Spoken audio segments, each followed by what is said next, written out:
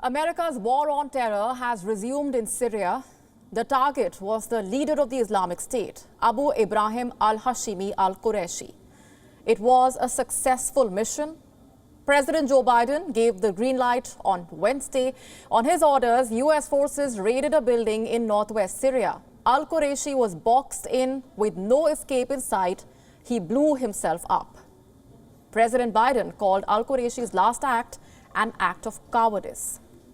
But we do know that as our troops approached to capture the terrorist, in a final act of desperate cowardness, he, with no regard to the lives of his own family or others in the building, he chose to blow himself up, not just to the vest, but to blow up that third floor, rather than face justice for the crimes he has committed, taking several members of his family with him, just as his predecessor did.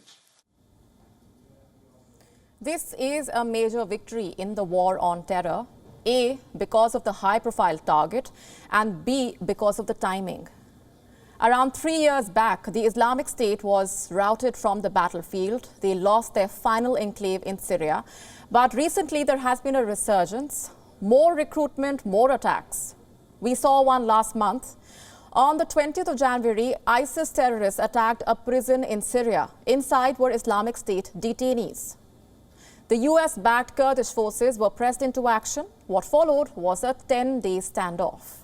Around 120 Kurdish fighters died. 374 ISIS terrorists were neutralized. The attack was a sign of the Islamic State's resurgence, something the Kurdish forces did point out. This attack showed the necessity of finding drastic solutions for the presence of the families of mercenaries in al-Hol camp, the camp that has become a time bomb whose safety pin was removed. It also showed the importance of spending up trying Daesh terrorists through the formation of an international court. As long as we delay finding solutions for these problems and issues, Daesh benefits.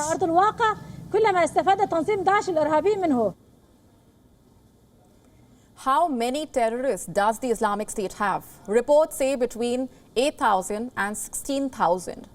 Most intel reports hint at a resurgence, so the US had to respond. On Wednesday, they did. This was the biggest US operation in Syria since 2019. The last one also targeted the Islamic State's leader, Abu Bakr al-Baghdadi. When Baghdadi died, al-Qurashi took over. He had been leading ISIS since 2019. By taking him out, the US has contained the resurgence, at least for now. According to the Americans, there were no civilian casualties from the operation, but ground reports dispute that version. The Syrian Observatory for Human Rights says that 13 civilians were killed, including 4 children and 2 women. The operation was carried out around midnight. The target was a densely populated area called Atme near the Turkish border. This is how a local resident narrated that raid. At night, around 12:30 a.m., we thought we were hearing the sound of wind, since in the afternoon it was windy. But when we got out of the house, we saw aircrafts flying over our heads, and after 10 minutes, we heard them shouting at the residents, "Give yourself up, the house is surrounded." While it is mission accomplished for now, the US must also think about the long term. How can the ISIS be completely wiped out? The war ended 3 years back, but the post-war process was not followed. Even today, thousands of families of ISIS terrorists live in Syrian and Iraqi camps. Hundreds of terrorists are still in jail. But there is no due process, no trial, no prosecution. That is what the Kurdish fighters are calling for. Expedite the trials, prosecute these terrorists and punish them.